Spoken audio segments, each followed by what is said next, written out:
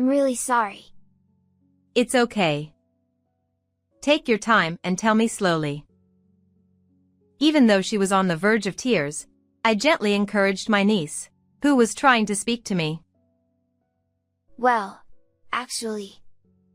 Before saying anything further, my niece pulled something out of her pocket and played an audio recording.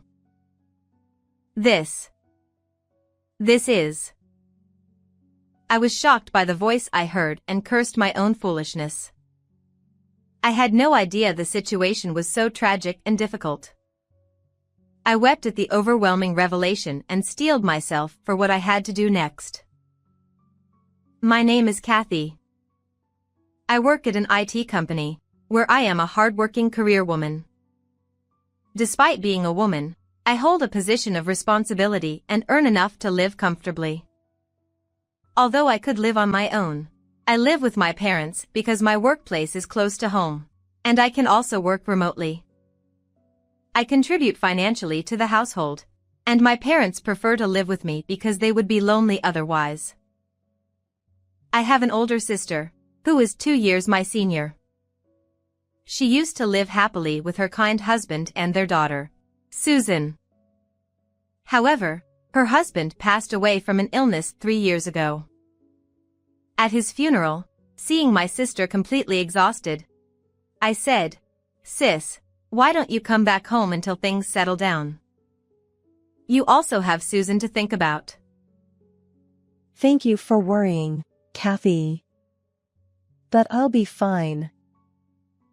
She refused to come back home. At the time, I found it a bit strange that she was so adamant about not returning, but I assumed it was because she was always strong-willed and didn't want to rely on our parents. She continued to work and raise her child as a single mother.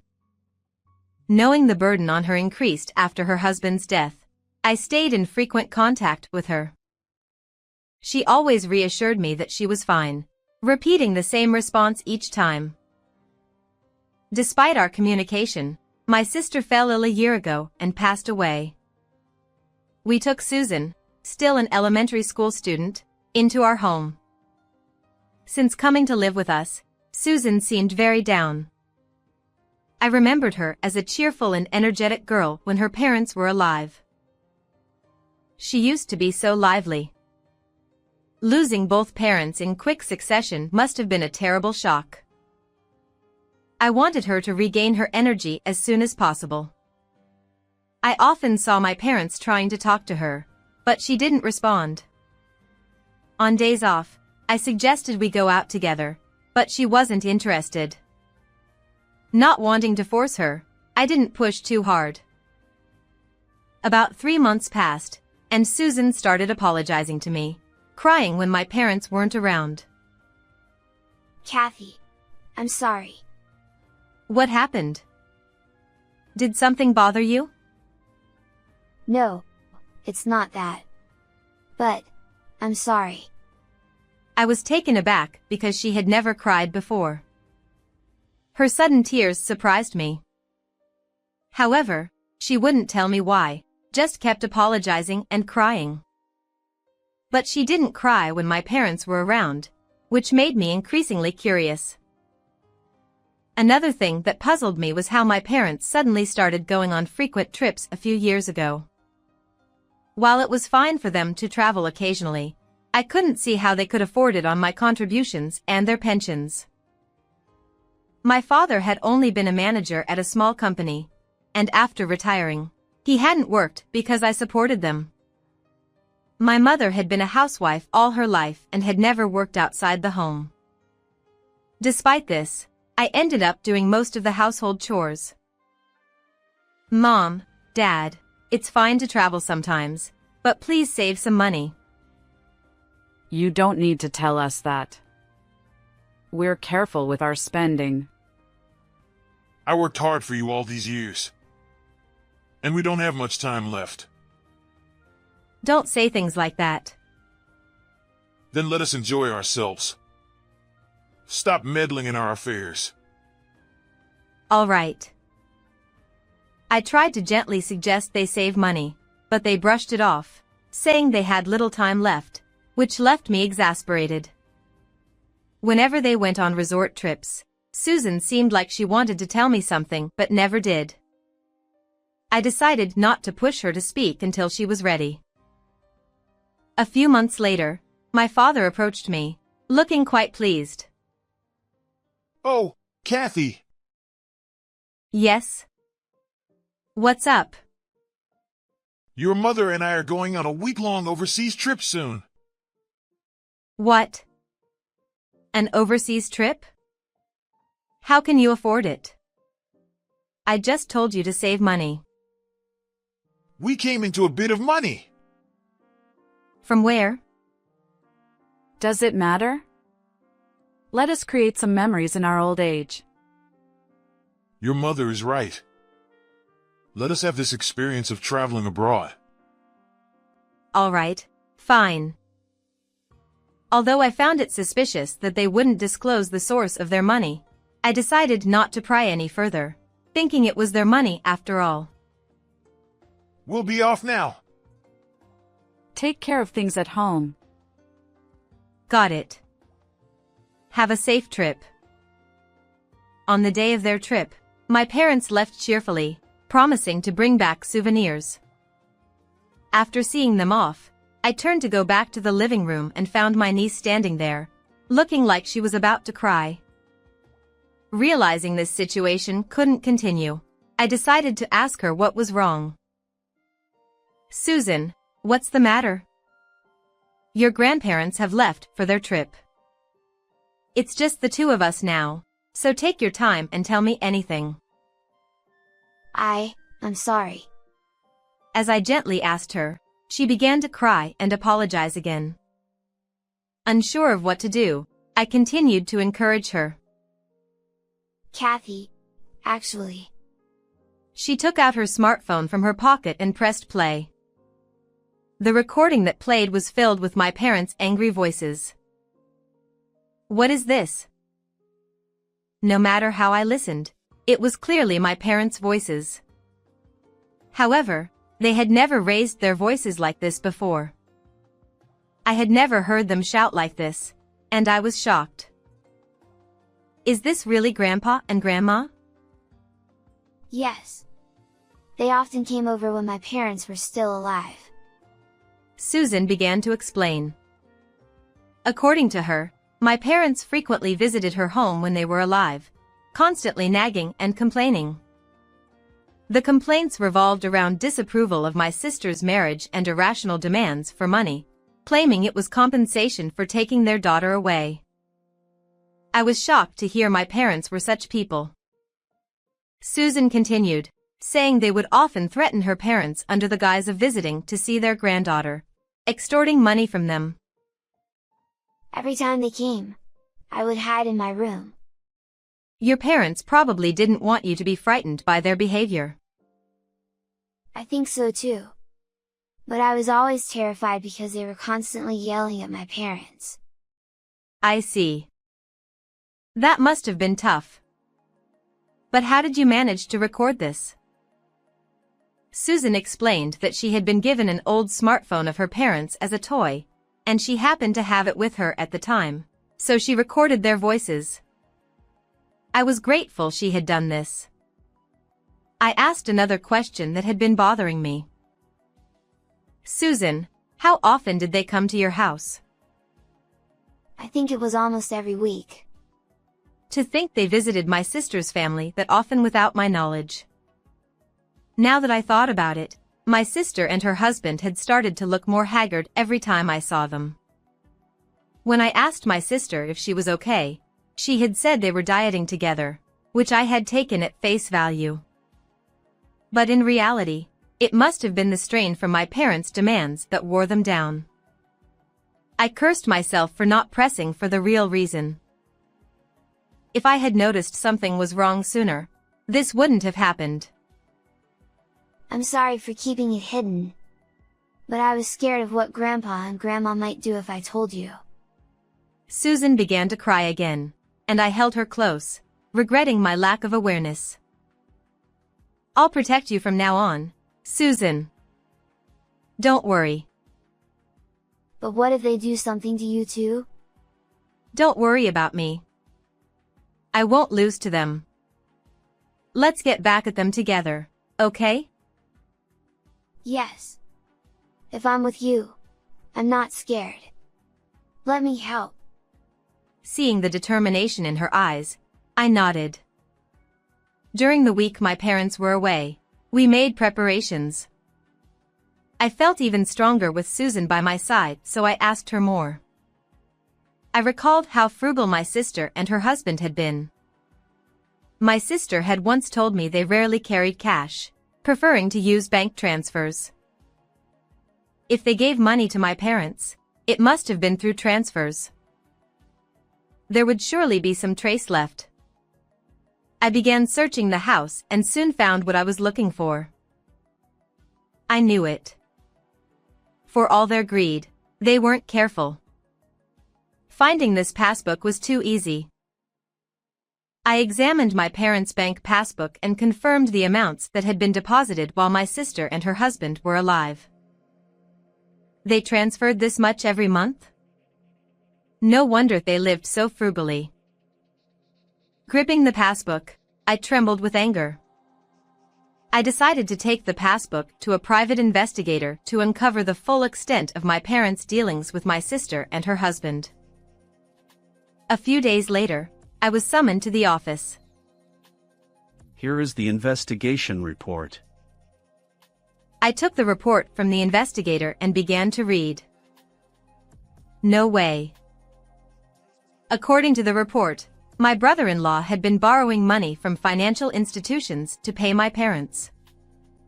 As a result, he became mentally exhausted and fell ill, leading to his death. As I read through the report, my anger grew even more. It turned out that my sister had been working herself to death, trying to pay off my brother-in-law's debts and my parents' constant demands for money. Additionally, my parents had been treating my niece cruelly when I wasn't around, saying things like they were doing her a favor by letting her stay with them. Knowing this, I started to cry. How horrible. How could this have happened without me knowing? Furthermore, we discovered that your parents even took your brother-in-law's insurance money. You can't be serious. I reviewed the additional report. It confirmed that my parents had indeed taken my brother-in-law's insurance money. They must have used that money for their frequent trips. I thanked the lawyer and headed home. Until my parents returned from their overseas trip, my niece and I prepared our plan. Do you think we can do this? Don't worry. We still have time, so let's practice as much as we need. Okay. I'll do my best. We practiced our plan until Susan felt confident. A few days later, we were ready and waited for my parents' return. We had set up several cameras around the house to capture everything on video and audio as evidence.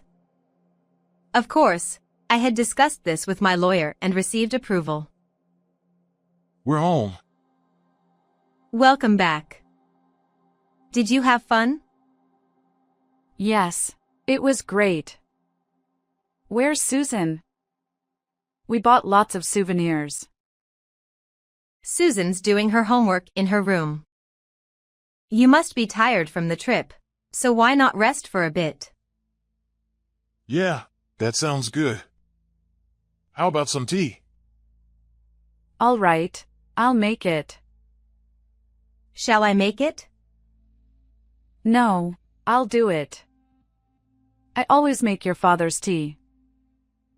All right, understood. My parents returned home full of excitement. It was their first overseas trip, so they must have enjoyed it immensely. I listened to their travel stories for a while. Oh, sorry. I have to step out for a bit. I got a call from work. At this hour? It happens sometimes. I'll be back soon. Take care. Yes, I will. When I thought they had relaxed a bit, I excused myself, pretending to go to work. This was the signal for our plan. After leaving the house, I called Susan. "Hey Susan, I've left the house." Got it?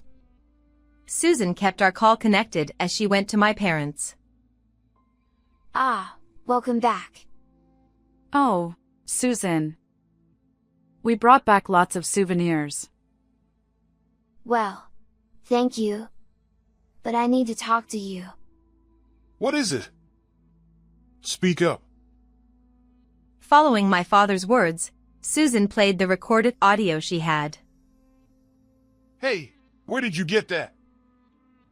Susan, be a good girl and give that to me. My parents were visibly shocked and panicked by the recorded audio. I plan to let Kathy hear this. Susan, please don't do that. Do you know what will happen if you do that? But, this isn't right. We took you in when you had nowhere else to go, so you should listen to us. Yes, if it weren't for us, we wouldn't be getting any welfare benefits. Then why are you kind to Kathy? My parents became furious and started berating Susan. Despite being on the verge of tears, Susan continued in a trembling voice. We're nice to her because she brings money into the house. That's right. We're living off your father's pension now, so we don't have money. If Kathy leaves, we'll be in trouble. Exactly. As long as she's around, she'll always give us money when we need it. She's a convenient fool. That's awful. Hearing my parents' true feelings, I decided not to let Susan suffer anymore and headed back home. My anger, already at its peak, boiled over as I rushed into the living room. I heard everything. I burst through the door, raising my voice. Oh, what? Kathy? How long have you been here? What about work? I don't care about work. I heard what you really think about me. You see me as nothing more than a cash cow and a housekeeper. Of course. We're not working anymore. How else are we supposed to live on just a pension? That's right. We need your help to survive. They didn't deny it and instead shamelessly demanded money from me. The thought of staying in this house for their sake made me sick. If that's how you feel, I won't give you any more money. I'm taking Susan, and we're leaving. Don't ever contact us again. I won't allow it. How will we live without you? I know everything. I know you took money from my sister and brother-in-law. What are you talking about? Susan, did you? I'm sorry. I told Kathy everything. Exactly. We have all the evidence, so don't bother arguing. I told Susan to get her things, and she nodded and went to her room. Hey, are you serious, Kathy? You're joking, right? You wouldn't abandon us. No, I'm not joking. I can't believe you were such awful people. When Susan returned with her belongings, I took her hand, and we left the house. We stayed at a hotel near my workplace, as I had arranged beforehand. However, we didn't stay at the hotel for long. Within a few days, I found a new place to live. A few days after Susan and I moved into our new home, I received a call from the police. Really? Is that true? The police told me my parents had been arrested for shoplifting. No way. I had only been gone a few days. There's no way the money I gave them could have run out so quickly. Besides, they were getting welfare benefits for taking care of Susan. With these thoughts, I reluctantly went to the police as their guarantor. My parents, looking repentant, apologized. I'm sorry. We just made a mistake. I apologized to the police and took my parents back to the house. With no money, the electricity, gas, and water had been cut off. The house was in a terrible state, reeking of filth. My mother had never been good at housekeeping, and it showed in just a few days. How did everything get cut off? Were you that broke? And what's with this mess? Of course we're broke. We were enjoying our retirement. I can't do housework anymore. I'm not as young as I used to be. You took Susan, so we stopped getting welfare. My pension isn't enough to live on. Exactly. If you had kept giving us money, we wouldn't have had to steal. My parents angrily blamed me for their situation. I could only sigh at their absurdity. This is your own fault. How many times did I tell you to save money?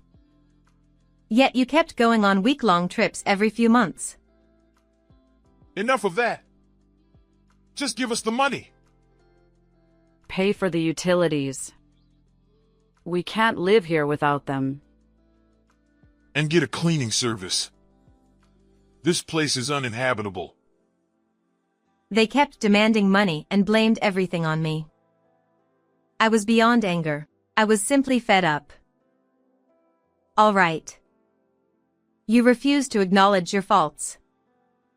In that case, I'm done.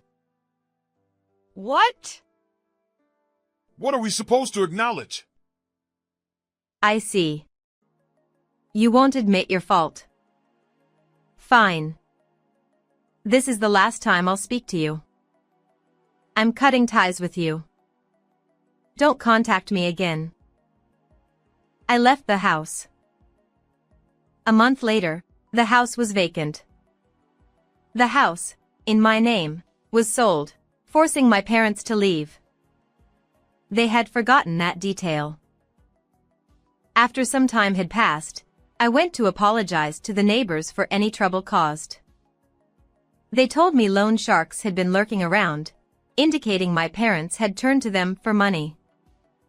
Rumor had it they were seen in a park, looking disheveled. Later, I legally separated from my parents and adopted Susan as my daughter. Now, we share a bond stronger than most parent-child relationships. Our life stabilized, and Susan regained her cheerful spirit, making me happy. I vowed to continue watching over her and make my late sister proud. How did you like this story? Please subscribe to my channel. See you in the next video.